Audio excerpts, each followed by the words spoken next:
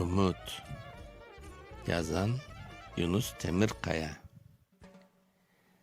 Karanlık gecede yollarda kalsan, toktavsız yürüyüşten boldursan talsan, meşakkat yükünü arkana alsan, ümitin gönlüne yenginlik verir. Töşekke düşüp sen alsız tartsan, bağrın kan olup ezilip yatsan, gam, kaygı, azaplar içine batsan, ümidin gönlüne yenginlik verir.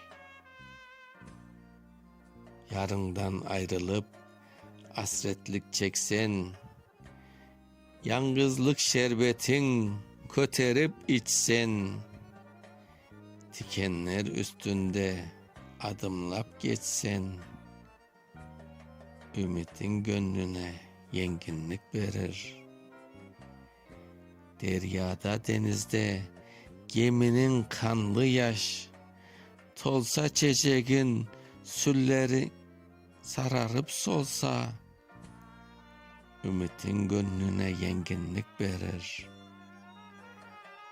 Evladın can verip dünyadan ötse, seni hiç kıyalmay bir gün terk etse, kaygıdan feryadın ta kökke yetse,